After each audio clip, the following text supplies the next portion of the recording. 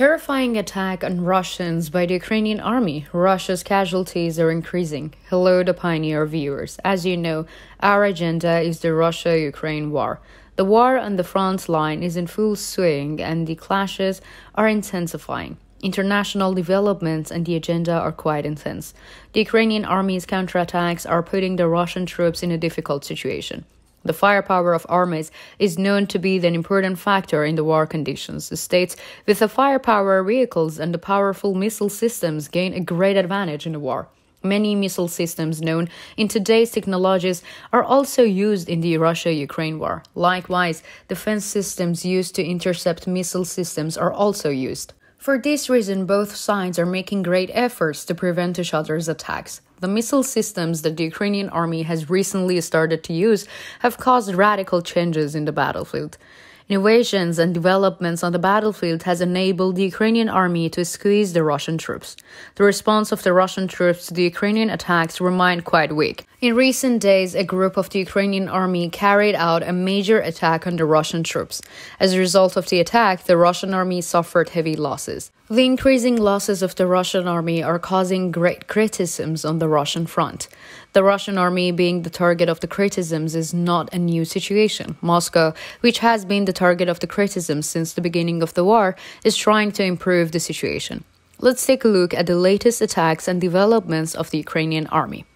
In the past few days, a group of the Ukrainian army carried out a major offensive. According to local sources, Ukraine's Asgard group destroyed a number of Russian weapons, including the T-72 tank, a multiple rocket launcher, and several air defense systems. Colonel General Alexander Syrsky, who leads Ukraine's ground forces, posted information about the Ukrainian troops' offensive online. According to the information shared, the Ukrainian army had been planning the operation for some time. We know that the Ukrainian military intelligence has been closely monitoring Russian troops on the front line. Ukraine's intelligence successes gives it an advantage in attacks against the Russian troops. Syrsky said the Ukrainian fighters also targeted and destroyed one of the Russia's Tu-9 known as self-propelled mortar systems, a BM-21 Grand multiple rocket launcher, an MSTA-B towed howitzer, and 2 Russian air defense systems.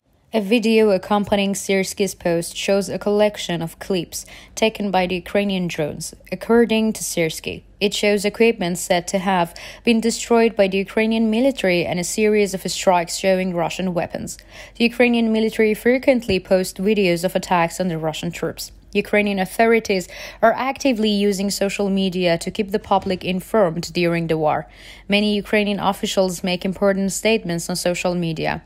Kiev authorities try to keep communication strong during the war. Supporting the public's right to information is welcomed by Ukraine. The Asgard group of the Ukrainian army is among the many Ukrainian units that have used various unmanned aerial vehicles to gain the upper hand in the 20-month war. Drones are widely used by the Ukrainian armed forces in many frontline roles, including kamikaze attacks as well as locations and targeting Russian assets. In an update posted on social media the other day, the Ukrainian General Staff said that Russia had lost 8 tanks in the past 24 hours. In total, Russia has lost 5,175 tanks since February 2022. According to the Kiev military, although it is known that whether Ukraine included the T-72 in this count in Syrsky's update, the losses of the Russian army are greeted with jubilation on the Ukrainian front. On the Russian front, however, this is causing great concern. The fact that Russia has suffered such high losses under the conditions of a war economy has caused the Kremlin to take an interest in this issue. In the past days, President of the Russian Federation Vladimir Putin has ordered the Russian authorities on the issue. It is not known whether the Russian authorities are working on this issue.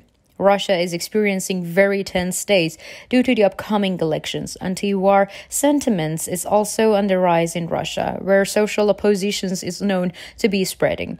It is reported that people affected by the difficulties of the war are reluctant to serve in the military. Syrsky's figures show that Ukraine's attacks change depending on the seasons, with the arrival of the more difficult fall and winter month.